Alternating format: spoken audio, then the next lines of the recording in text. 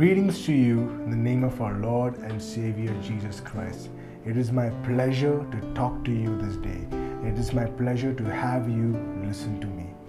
I am Pastor Leon, working with House of Healing Ministries, Manipal. Today, I want to talk to you on the love of God. This is not the love that you will practice or operate towards God, but the love that God has for you. Yes, we must love God. We must live our lives to glorify God. Yes, but I want you to understand, it is a revelation of God's love for you that truly changes you, that truly revolutionizes your life. You see, I came to the Lord when I was 15 years old. I used to come from a Christian background because I had good parents, I had a good family who brought me up with Christian values. I knew the Word of God, everything. Even after I received the revelation of Jesus' love when I was 15 years old, I still had a lot of struggles going on in my life. I had struggles with my health, I had struggles with my character, I had struggles going on in different areas. I was not perfect in every area of my life. And I still remember that I had a very difficult struggle during my college days. And it is not that I wanted to remain in that. I used to pray, try, fast and pray, go to church regularly, read the Word of God, do everything. I used to do everything to come out of the problems and struggles. Even if those problems and struggles, there was even a time when I thought that it is God's will for me to go through these struggles. It is God's will for me to go through this pain. No. The moment I start reading the Bible, understanding God does not want me to suffer. He is a good Father. He does not want me to suffer. He loves me so much that He doesn't want me to lie in suffering. I started receiving the revelation of God's love for me that started changing my life, that started changing my ministry, that started changing the way I look at myself. Beloved, let me tell you something. It's God's love for you that transforms you. It's God's love for you that changes you. There were times when people asked me, why do you keep using the word beloved? Why do you keep using it when you teach and preach the word beloved? The word beloved means dearly loved or greatly loved. Apostle John used it when he was addressing the believers. If you read 1 John chapter 4, he starts chapter 4 with the word beloved. He addressed the believers as greatly loved. He addressed them as dearly loved children of God. Not an ordinary child of God, but a loved, greatly, dearly loved child of God.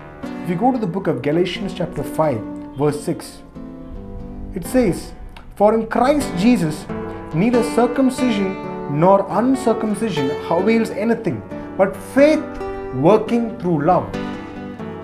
For the word through over there, faith working through love. The word through in Greek is dia, which means on account of, or because of, or even by. In other words, if I would rephrase this, it reads, but faith working on account of love, or because of love, or by love. See, yes, faith comes by hearing the word of Christ. When we receive the word of God, faith starts birthing in our heart. That's true. But if faith must grow in your heart, you must understand that you must walk in the revelation of God's love for you. You must walk in the revelation of God's love for you. That is what will help your faith to grow in your heart. I repeat, it is not in the boasting of your love for God that faith will grow in your heart. No, it is not in the boasting of your love for God. Because yes, the law says we must love the Lord with all our heart, with all our mind, with all our strength. But the truth is, we will always come short of it. No matter how much you try to love God, you'll always come short in proving it to God. It is not in the boasting of your love for God that faith grows. Faith grows when you walk in the revelation of God's love for you. Then someone would ask me, hey, how can God love me? How can God, I'm not so perfect enough, I'm not good enough. No, brother, let me tell you something. Sister, let me tell you something. God does not love you because you're perfect. God does not love you because of your works, because of anything that you do. God loves you because of Jesus. Because of what Jesus did for you. Because of what Jesus did for you on the cross, you are righteous. You're worthy to receive His love, not because of anything that you do. It's only because of the righteousness, because of the justification that comes through the finished work of Jesus, that we are worthy. You and I, we are worthy to be loved by God. And if God has to stop loving you, then He has to go tell Jesus sorry. He must go and tell Jesus, you know what, Jesus, your sacrifice was not good enough. The sacrifice of Jesus was perfect.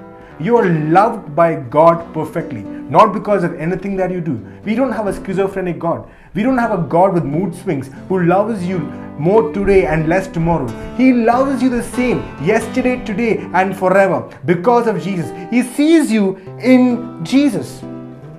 If you go to the book of Ephesians chapter 3, verses 18 and 19, Paul makes a remarkable prayer for the believers of Ephesus.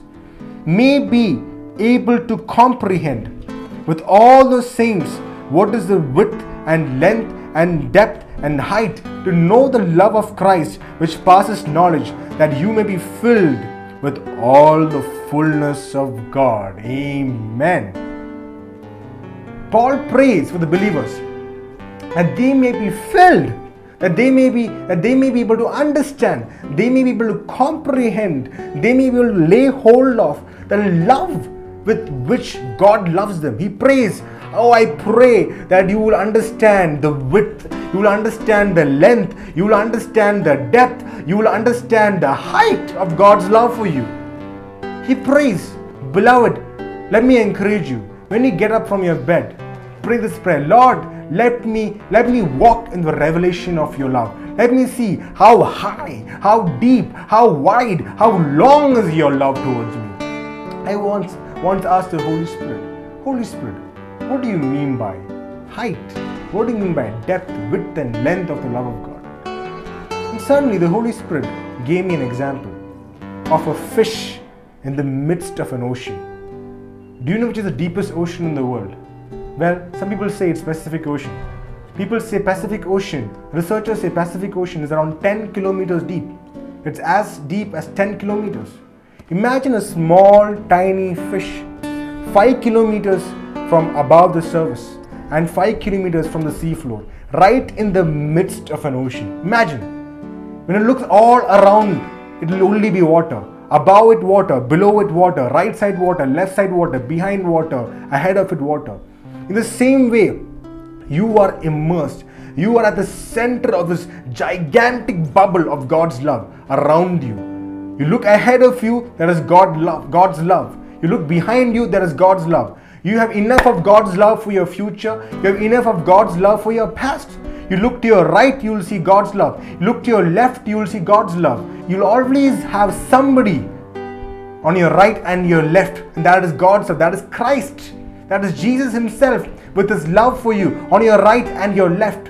You will have God's love supporting you and holding both of your hands wherever you go.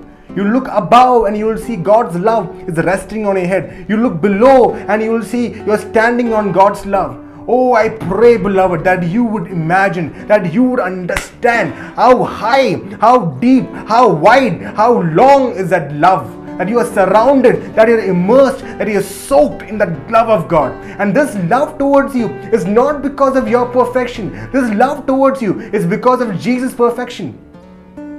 The Father God sees you in Christ Jesus. He sees you in Jesus. He doesn't see you through your works or through your perfection. The moment you walk in the revelation of that love, you become stubborn. You become stubborn. God loves me too much for me to go through the suffering. God loves me too much. All that lies the devil throws at you saying that, oh, you must go through this. Or you must, because you're not good enough. God does not want to help you. No. Every time the devil puts that doubt in your head, tell the devil, I am good enough. I am worthy to be loved by God because of Jesus. It's not because of anything that I do. The devil can never come with condemnation against you. Because you are in Christ Jesus. There is no condemnation against you. You are forgiven. You are forgiven forever. Amen. You are forgiven forever. Then you would say, Pastor, should I not perform to be loved by God? No. You don't perform to be loved by God. No, you don't perform to be loved by God. You perform when you have the revelation of God's love for you. In the old covenant, obedience is a root. In the new covenant, obedience is a fruit. The relationship that you have with God is no longer a master-slave relationship. It's no longer a master-slave relationship. It is a father-son relationship. How many of you fathers out there, when your son comes back from playing a game all sweaty and smelly, when he comes to you, he will just say, "Oh, you smell too bad. I can't love you today." Will you do that? No, you will not do that. If you will not do that, how much more will our Heavenly Father, who is so perfect, who is so righteous, when the moment we come to Him as we are, He loves us. He loves us with an everlasting love. And He can do that because of Jesus. But then you will say, "Brother, what are you talking about?" In the Old Testament, we read of a God who gets mad at sin. He judges sin. Yes, God is love and God is justice. But the good news, I repeat, the good news is that God is love and God is justice. Yes, He cries out for justice for every sin that we committed. But the good news is that He has taken the judgment of our sin upon Jesus. He has taken the judgment upon your sin, upon all that you did and you will do upon Jesus, because of which you can confidently, boldly come into the presence of God to receive His love. Beloved, let me tell you something. It is His love that changes you. The moment you realize that God loves you, that you are a loved child of God, your performance will change. You will not perform to be loved. You will perform because you are loved. Amen. If you read the Bible, you come across one of the disciples who addressed himself very peculiarly. He addressed himself as a disciple whom Jesus loved. Yes. He called himself as a disciple whom Jesus loved. This apostle is Apostle John. If you read the book of John, he would always address himself as a disciple whom Jesus loved. So I would question myself, is it really that Jesus loved John more than all the other disciples? That is so unfair from God, that He would love John more than Peter, He would love John more than James. Yes, He had an inner circle, He had an outer circle, but I believe Jesus, being God, as much as He was man during that time, He loved all His disciples equally. But yet, why did John keep addressing himself as the disciple whom Jesus loved? Turn with me to the book of John chapter 13, verses 23. Now there was leaning on Jesus' bosom one of His disciples whom Jesus loved. John used to always lean on Jesus. He used to always lean on Jesus. John used to lean on Jesus because he believed that he was the disciple whom Jesus loved. He always walked in the revelation of the love of Jesus for him. The reason why he never addressed himself as John is because he wanted to be known as a disciple whom Jesus loved. He identified himself as a disciple whom Jesus loved. His identity was in him being a disciple whom Jesus loved. He used to keep reminding himself, I am the disciple whom Jesus loved. If you would ask, who are you? I am the disciple whom Jesus loved. Beloved, I'm encouraging you today, tell yourself, I am the disciple whom Jesus loved. I am the disciple whom Jesus loved. Whenever a situation comes to you saying you're not good enough, no, I am the disciple whom Jesus loved. The situation comes to you saying you must suffer, say, I am the disciple whom Jesus loved, and He loves me too much for me to go through this. John knew the benefits of walking in the revelation of love of God. That is why in the book of 1 John chapter 4 verses 18 and 19, it says, there is no fear in love, but perfect love casts out fear, because fear involves torment. But he who fears has not been made perfect in love. We love Him because He first loved us. Can we read out together once again? There is no fear in love, but perfect love casts out fear, because fear involves torment. But he who fears has not been made perfect in love. We love Him because He first loved us. Look at your children right now. If you are a father and a mother who loves your children, will you allow your child to suffer? Will you allow him to go through a suffering, to go through pain. And when your son cries out, when your daughter cries out for food, will you tell him, fast for 20 days and come back, or fast for 40 days and come back? No, you wouldn't do that. If you, being an imperfect man, can be such a good father, your God in heaven, our Heavenly Father, is a great Father. He is a perfect Father. The moment you understand His love towards you is perfect, one of the benefits, one of the results of it is that you will see fear disappearing in your life. You know that God loves you too much. His protection will always be upon you. His protection will be upon you tomorrow. But then you will tell me, Pastor, you don't know what you're talking about. I have a brother, I have a friend, and this happened to him, and that happened to him, something bad happened to him. Are you telling me if God really loved him, then God will allow him to go through this? No, listen. It's not God who let him go through. It is the devil. The word of God says the devil comes to kill, steal, and destroy. He comes to kill, steal, and destroy. But God came, Jesus came so that you would have abundant life. Amen. He came so that you would have abundant life. The moment you start receiving that revelation, fear starts disappearing in your life. You're no longer tormented by fear.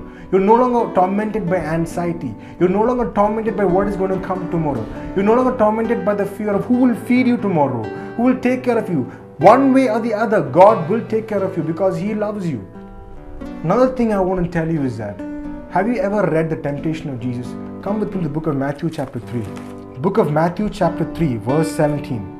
And suddenly a voice came from heaven saying, "This is my beloved Son in whom I am well pleased."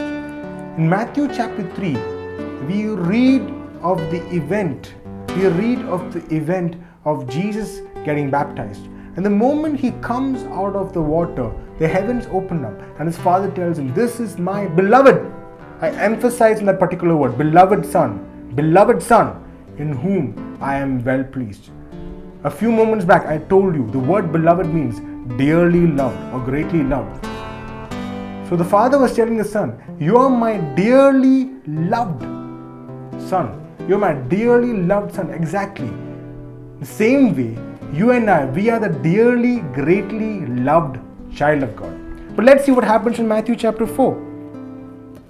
After all this happened, then Jesus was led up, verse 1, by the Spirit into the wilderness to be tempted by the devil. And when He had fasted 40 days and 40 nights, afterward He was hungry. Now when the tempter came to Him, He said, "If you are the Son of God." Did you notice something? The devil came and he deleted the word beloved. He brought it down and said, "If you are the Son of God." He didn't use the word beloved. That's exactly what the devil tries to do. He tries to always rob the revelation of God's love for you. He always tries to rob the revelation. He will just call you, He'll always make you feel that you're an ordinary child. Yeah, you're not so loved. Yeah, you are a Christian. Doesn't mean that you are loved by God so much. But let me tell you, beloved, you are the beloved child of God. You are not any ordinary child of God. The moment you walk in this revelation, you'll see that you're able to receive all that was done for you on the cross of Calvary. He has already released help for you. He has already released protection for you. He has already released deliverance from whatever addiction you have. He has already released protection, already released prosperity for you. He has taken away poverty, taken away sickness, taken away the bondage of sin. He has taken away everything when He said it is finished. But the moment you start positioning yourself in the revelation of His love for you, you begin to receive all that He has done for you, and faith starts growing in your heart. I want to end this message by taking you to the book of Song of Solomon. Song of Solomon is a book that depicts a love between two lovers, a bride and a bridegroom. In this book, we see two lovers who are madly in love with each other.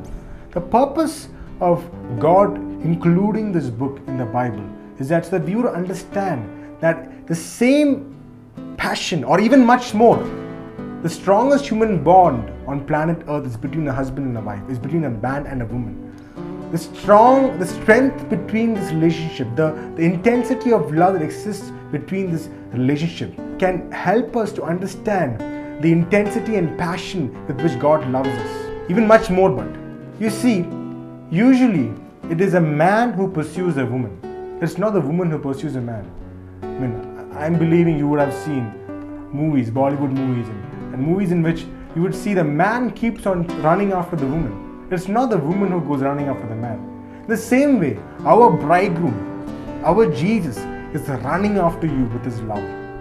He is running after you with his love. He first loved you.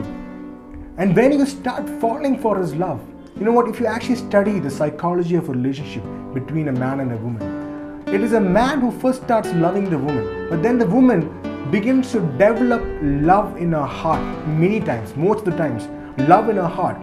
When she starts receiving that love from him, she understands that I can be secure, I can be safe, he's trustworthy. The moment that fact settles in a woman's heart, in the bride's heart, she starts developing love for her bridegroom. Her love for him comes from the enjoyment she has in her love of being a secure man, that she can be secure with him. In the same way, the moment you start receiving his grace, the words of grace that comes through the finished work of Jesus, the moment you start knowing how good God he is, you're allowing your heart to fall in love with him. That is the good news. Beloved, let me tell you, let not ever the good news become an ordinary news in your life. Let it always remain good news. If you read in this chapter, it says, verse 2, let him kiss me with the kisses of his mouth, for your love is better than mine. Let him kiss me, verse 2, let him kiss me with the kisses of his mouth, for your love is better than wine. The part 1 of that verse is, let him kiss me with the kisses of his mouth. Then it says, for your love is better than wine. The reason why she invited the bridegroom to come and love her more is because she tasted of his love first, and she found that this love is better than wine. This love is better than wine. That's exactly what I want you to do today. Love, his love is better than wine. His love is better than wine. Beloved, I want you to remind yourself of this truth. Let me pray for you right now. Father, I bring all these precious people into your hands right now. Father, I pray that you will release your love into their heart, that you will help them to comprehend the height, the width, the depth, the length of your love for them, that they will begin. I see someone out there receiving God's love right now. Right now, there is a mother right now out there. You have not received love from your husband, neither from your children. You are struggling with so much rejection. You are a believer, you are a Christian, but right now you're receiving the love of God. The love of God is healing you. The love of God is healing you. There's someone out there receiving love because you have been hurt by your friends, by those who have left you. You have been so rejected and hurt. The love of God is healing you right now. I thank you there is someone out there. There is someone out there saying, I will not agree with the devil. I will not allow myself to be bogged down and lie in this problem, because my God, my Father, he loves me too much for me to lie in this. Yes, let the love of God touch your heart right now. Let the love of God touch your heart right now. Yes, he's touching you right now. Father, I bring all of them into your hands, Lord. I thank you that you love them. I thank you that you're pouring out your love into their hearts, and faith is growing in their heart, and they know that your love is unconditional. It is not conditional love. I thank you in Jesus' name. Amen.